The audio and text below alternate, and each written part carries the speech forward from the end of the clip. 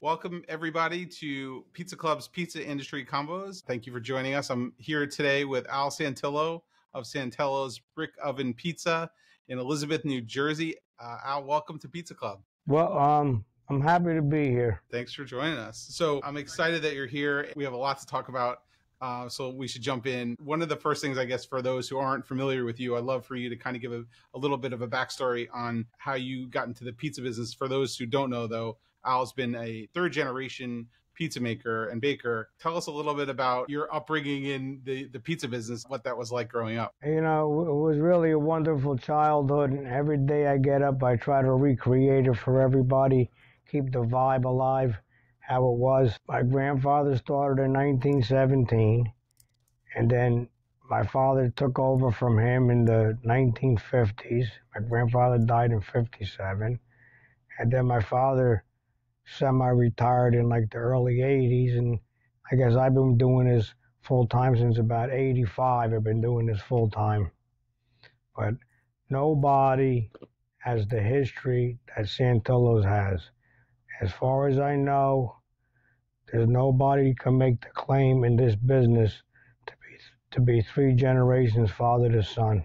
That's no small feat. No. That's really impressive. The only way you could do 100 years is you have to have three generations. You can't do it with two. It's got to be minimum three generations to go 100 years. What do you know about the pizza or the original bread that was being made by your grandfather, if anything? Well, prior to the 1960s, this was the way pizza was made. And then I would say a big change came in the 1960s. So if I see anybody that's been in business after the 60s, I expect a different result from anybody that was before the 60s. That's where I make the differentiation in my mind. And the difference is, anybody that knows much about pizza is that in America, the pizza was first made in the bakery shops. Okay, so you wanted pizza, you went to a bakery shop. This was and there was two kind of bakers. There was bread bakers, and there was pastry shops. We were solely making bread. So when pizza came along, my grandfather started making pizza in the 40s. He made bread, got up early in the morning and made bread. Then he made bread again in the afternoon. And he wanted a little more money, like 5 o'clock at night.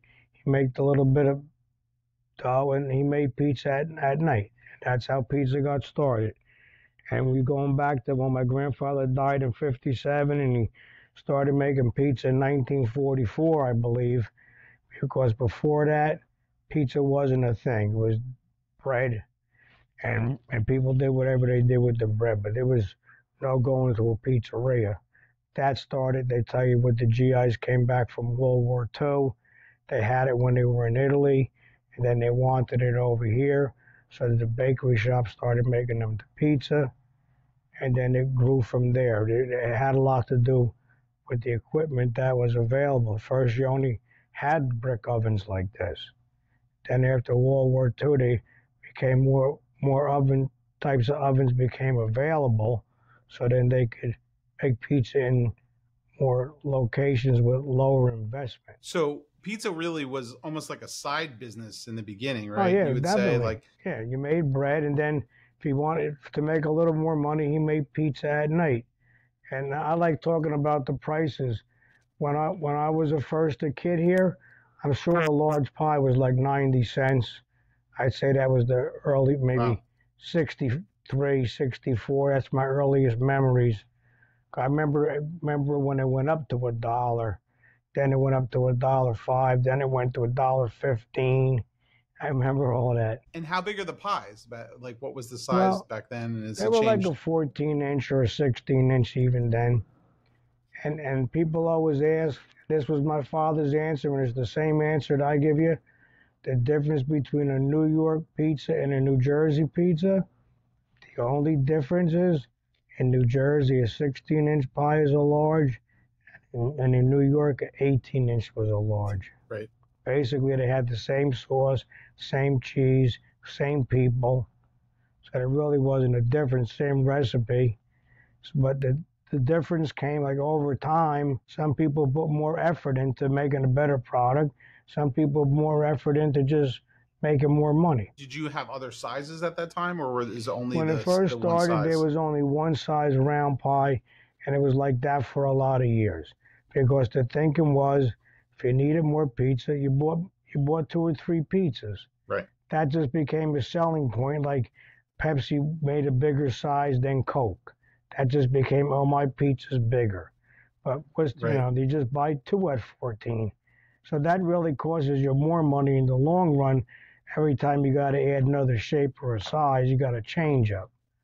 So Right. technically, it should cost you less if you only make that one size. Speaking of the pies in the oven, talk a little bit about the oven history, because it's really interesting. I mean, obviously, this is very, very, very old. I'd The love to. oven's right over here. I don't know Oh, if you see it. Can you see oh, it there you over go. We're there? getting. See it? Yeah, we can see it. Yeah, I'm hanging out in the bakery, and I wait. This stuff winds up being over here. But that's the brick oven right there. I try to put it in nice. That oven's a gift from the gods. You couldn't Yeah. build that oven today. That was left here by the ancients, and I was just lucky that it got handed down to me with all the knowledge as how to maintain it. I'm very good at maintaining old things. So as long as I keep maintaining that oven, it should last and last and last. I mean, things can go wrong with it. Don't get me wrong. They could Right. cave in or something wrong could go wrong with it. That could be the end of it. But it was designed to, they say, last 500 years, but you have to maintain it. Has the recipes over the years changed? Like, has the pizza evolved in terms of Well, what your grandfather was cooking to your dad to here's you all the now? philosophies I was raised with. It's like I play by the old rules. The old rules is I'm here making a wholesome product. Okay, so I have flour, water, yeast, and fresh yeast, salt, 4 ingredients. You take your Right. flour, you put the yeast in there, you're bringing life to it, you're making a wholesome product. The dough always has to rise twice. I'm telling you something that's like sacred knowledge. If you don't let the dough rise twice, then you're not making a wholesome product. People don't understand that. It's that simple. It's how the dough is made. You make the dough, you have to let it rise, you have to punch it down, you have to let it rise again. Most places don't do that. Right. Either they don't let it rise at all, or you're lucky if it rises one time. Here it's a snack food. I'm making wholesome food over here. There's a big difference. So when I make something, I got to put a lot more time, energy, and attention to detail before I even get anything to the point where I could put the sauce and the cheese on it. I'm making a good Sure. piece of bread dough. When you make your dough, and you have to use fresh yeast. I don't recommend instant yeast. You have to use Right. fresh yeast, and you make it. It's really easy to do, but you have to be trusted to do it. People just worrying about making money, they're not going to do the right thing because they're just worried about making money. I'm worried about doing the right thing because that's what's ingrained in me. You just put the flour, water, yeast, and salt together, you make your dough. When the dough doubles in size, you have to do something with it. That means you got to either shape it into a loaf of bread. That's what that means. Then you can shape it into a loaf of bread. You knocked it down. It rises again. Now it rises 2 times. Now it's wholesome. That's the Right. minimum. How long a process is that from And making the dough you really to can't do baking it it? in less than 4 hours. 4 hours. Typically, it could take 7 or 8 hours. If you had a big batch of stuff, it could take you 10 hours. That's where all the experience and knowledge comes in, because if you have to use speed, knowledge, and timing to adjust all that, because it's just those ingredients. There's no chemicals, there's no preservatives, no additives. It's just you and the working the recipe. You have to wait till the dough doubles in size. It's that So it's an simple. eyeball thing. You look at what you're seeing, and that's sort of, you feel Right. the If dough you and, like, starts out the size you of get a a sense. baseball, and then an hour later it's double the size of a softball. It's double. Now you can do something with it. I love your menu concept, right? And I'm sure at some point you changed what your dad was doing. I imagine to the years. The sort of your menu is really Well, broken down by here's pizza what by the year. So talk I'm about that. trying to explain, try to make it real simple. This is one of the rules. I got a bunch of rules. I never Yeah, wrote all the rules. Here's another rule. I can only change the recipe if I can make the product better. And that's real hard to do because I got handed the perfect recipe to begin with. So I can't really change too much, but what could I do? It's like I could take when you're coming to Santillo's, you're coming here for that bread dough, the good bread dough that I make. And then whatever I do with it, that's just a matter of taste after that. All the original Santillo customers were friends and family or got treated like family. So anybody sure. walked into the bakery shop, whatever they wanted, he would make them. The way his saying was, if you can explain it to us, we'll make it for you. I mean, I was get customers that came in here and they actually had like a map. They would hand you a map of everything that they want. I want this, I want that, do this and do that and you did it for them. As long as you could explain it. If you just put the dough in the oven, you got a loaf of bread. Now, if you start putting other toppings on it, you can make it into a focaccia. Focaccia is like there's a couple ways of making a focaccia. Simple ways, you just got to put olive oil and some spices on it. That will classify as a focaccia. There's other ways of making a focaccia. I was trying to explain to somebody today that there was a whole lot of more beautiful things that my father made when I was a child, but you can't make them now because the cost of labor is high, and then you can't pass the cost along. Like he'd make these beautiful Easter breads, like they would take an hour to make it. You can't be Right. charging people for that. They go to the supermarket and buy a plastic one. You're not going to be able to get them a real one for a price they're willing to pay. But there was a lot of Sure. things like that. But the main thing that I'm proud of is I'm giving you something wholesome. The idea of a pizza, let me explain what the idea is. And a lot of people aren't fulfilling this, but this is what I'm going to tell you. When you buy a pizza, you're buying something that should be relatively inexpensive, and to make up for that, it's being made fresh from scratch on the spot. That's what's making it good.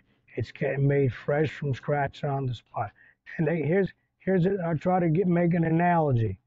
You go to a restaurant that specializes in pancakes, or you make your own pancakes at home. Once you make that pancake batter, if you don't use it up in a certain amount of time, like a half hour or 40 minutes or whatever that is, those pancakes are not gonna come out good. Because the batter got to be only in a certain time frame. If you let the batter get too old, pancakes are gonna come plasticky or rubbery or not good. So you have to make the pancake batter and use it in the appropriate amount of time. Same thing with the pizza dough.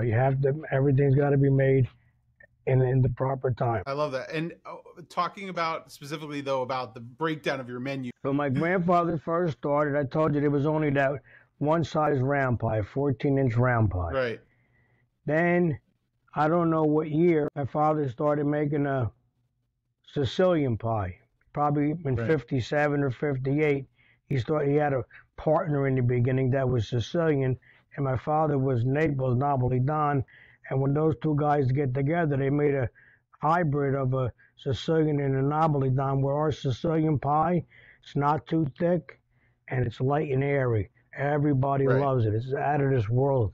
That's how we started making them, and used to sell like a ton of them.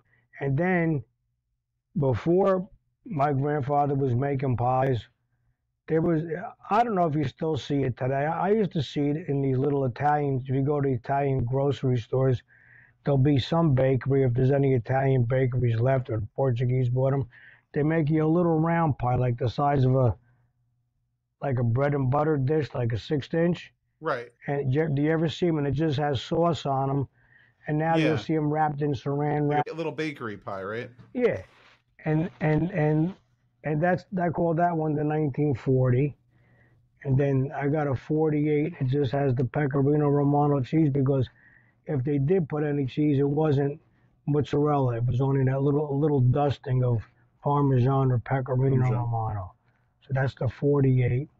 But when I was a kid here, when my father was, so I would say it would be 62, 63, 64 around there. Every pizza that went out of here, he had mozzarella, and then he had to deal with the cheese guy. He gave everybody on the phone gave him a choice. Do you want us to sprinkle a little pecorino romano or a little Parmesan cheese? Wow. And then he would give him a choice. And then things started. The cheese went through the roof. The inflation was worse than it is today. In the early '60s was way worse. And so then he started trying to get $1 for it, and the people didn't care. So then it just became mozzarella on the pie. So then all those years it was only mozzarella, and they were happy with it.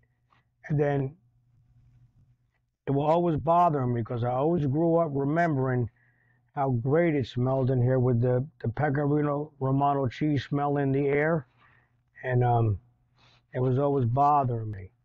And then people came in asking, wanted the pizza the way my grandfather made it, so I started putting that back on there, and it became like the most popular pie I make. That's the So you're 64. so now you've got different decades, different years Yeah, of and like sort of the history of the I got a store. 1980s, but I won't put that on the menu. And then I Why got not? a 1960 style pan pie. I can't put that on the menu. I make them on occasion for special people, but then I got the 57. That's when the pizza was extra thin back then. So Ah, okay. I got an extra thin pie at it for the 57. Then I didn't have any new pies for a long time. And then in 2011, I got inspired and I started making a few new models So why won't you put the '80s pies on? What's is because there the a story 80s behind was that? a bad time in the pizza business. Yeah. All it was about was how much you could get for your money. And Uh, everybody was looking for free double cheese. It was like all the pizzerias around here. It became like the cheese war, like a drop of sauce and like double, triple cheese because everybody was penny pinching. It wasn't that good. When my father made the pizza, it was all about the taste, and being wholesome. They Italians knew you can't have all that cheese. They didn't think all that cheese was good for you. So they put the dough, they put the sauce, and they put the cheese on like in sprinkles. So that after it melted, you still saw some right. spots where the sauce was, and you saw some spots where the cheese was. So that's how my father made the pizza. So I call that one pop style. That's pretty popular. And tell you the truth, that goes with the saying, less is more. If somebody was coming to Santillo's, where do they start? Where do you start them with pizza? I tell them to get the most popular one, get the 64, Okay. and I never really get a complaint. I mean, everybody loves it. As soon as you smell it, you start, the aroma is intoxicating. So we started the '64, and you work your way through the decade. Well, I got a 2011. That became real popular, the San Marzano tomatoes. So I Right. get these really, really good San Marzano tomatoes imported from Italy, and I put those on in place of the pizza sauce. That's a dynamite pie too. Well, I'll tell you what, I learned something. They always said that those San Marzano tomatoes were the best. Those tomatoes I get are so good, they're literally better than a Jersey tomato in the height of the summer right now. Huh. When I put them And those are side by canned too. side and they're coming out of a can, they still Right. taste better. That's great. Yeah, Well, amazing. Well, yeah. they're probably packed at fresh ripeness too, or peak Well, ripeness. listen, if you ever been to Italy, I don't know, but when they tell you you go to Italy, the, they have good farmers over there that really know what they're doing. In this country, it's sad because I know too much, okay? This country is all about volume. Got it? It's about volume. When those farmers sell tomatoes and they sell their apples and they sell their pears, they get paid by the pound. They don't get paid by how good it is. I wanted to talk a little bit about the community in New Jersey Yeah. For Elizabeth. So that's another reason obviously I'm here. There's a lot of Italians around here. I like that. You've been a staple of this community for a long time. How what has that been like, being such a presence in the community? You must have been serving generations of customers, right? I'll give you for instance. People come to me and tell me you can't retire. I talk to the higher ups, in the Catholic Church. Said you can't leave here. You got to stay here. And nobody's giving me permission to pack it in. It's not an easy job, and I know how hard it is. You're doing it's a lot of physically tough. I'm telling you, you don't know. You got no idea how hard this job is, because if you don't do it, you don't know how hard. It's physically and mentally rough. Yeah, really is. And do you have help? I mean, is it primarily you? I got a couple of helpers, but they got to be supervised. I got to be. Listen, every minute that this place is open, I'm here. Every minute. That leads to the challenge, is that oven is a beast to work, right? The oven's a beast. Nobody can work that oven. The way the business comes in, I can't control the customers. I could be sitting here like this with no business, and then the next minute I got 30 orders over here, and everybody's running down here like their house is on fire. I mean, people around here are hyper. Not kidding you. I want to talk a little bit about also the bread, because we can't forget that. So you're using the same dough for all your pizzas and the bread, right? So as you mentioned earlier, and speed, knowledge, and timing. I got the dough recipe down so perfect that I can make all these different things, but they all come out different. You don't know they started the same. I got a way of making Zeppelis. There's over 200 ways of making Zeppelis. I have my own way of making Zeppelis. They are out of this world. I got to put them in a pan, and I start off early in the morning, and I let them rise real slow all day, and let the dough age so they come puffy and light. And then I smother them in oil, and I stick them in the oven where it's like, the oven is so big. I got spots in there where it's 400 degrees, and I got other side of the oven where it's 600. So I put them like where it's 400, only for like 8 minutes. They come out of there so light and tender. And then when I put the sugar on them with the oil, it's a dessert. People start telling me, this tastes like a confectionery. It's just like so light, and with just a little bit of like this good olive oil on there. Out of this world. You'll bite your fingers trying to eat them. That's how good they are. I know what I'm getting next time I come to see you. So everything I make over here, I'm telling you, is tried and true, perfect. That was another thing Santillo's always did. Me and my father taught me. We used to, and the customers that we knew good, they called it Santillo's laboratory, because I'm always in the process of trying to make new and better and different things. That's how I made the Zeppelis.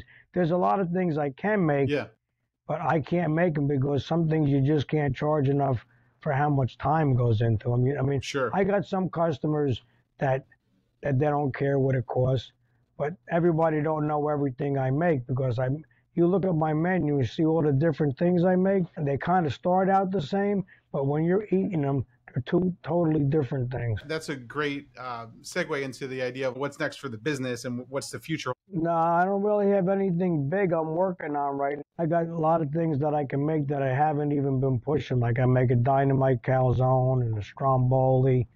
And a lot of times I make a really good sandwich, but a lot of times I don't want to make the sandwich because it's very time consumptive. But if I can make them all, I make everything. If you could add one thing to the menu next, what would it be? If there's one thing you're like, I really want to If I could add one thing to the menu that I really want, I like to add raviolis to the menu. Okay. That would make me happy. But the raviolis would have to be made here from scratch, because I know how good raviolis are when they're made fresh in the house. But that would be like, the problem is I have to have the right help to do that. because and Sure. I You tried need a it with bigger team. people. You can't get the right help no more to do that. Yeah. Everywhere you No. go, they buy them frozen and they just take them and drop them in the water. And one other thing I would add: steak pizzaiolo to the menu. Wednesday, News Channel 12 is going to be here, and I'm gonna friend of mine. He's a big shot with the Jets football, and he loves it over here. So this Yeah. is what he does for fun. I'm going to send him to the Sacco's meat market. He's going to pick up the meat order at 9 o'clock, and I'm going to surprise him. I'm going to get 4 big steaks, and we're going to make them in the oven steak pizzaiolo for a Nice. surprise. Yeah, it's going to That come sounds out. like Anything you put in that oven comes out way better than any other cooking equipment you're going to have. I love it. Yeah. Well, Al, we got to wrap it up. But before we go, tell people how to find you on Instagram Well, the best thing is just how to Google connect. Santillo's Pizza, or some people forget, Google Brick Oven in Elizabeth, New Jersey, and I'll pop right up. But Santillo, the last name means Little Saint, if that helps you remember anything. Santillo means Great. Little Saint in Italian. And Santillo's Pizza on Instagram as well. So I'm on find them there. Instagram, Facebook, YouTube. Al, thank you so much for your time. This has been another episode of Pizza Industry Convos. You can make sure to subscribe and like our video and follow us on I Need Pizza Club on Instagram and Threads.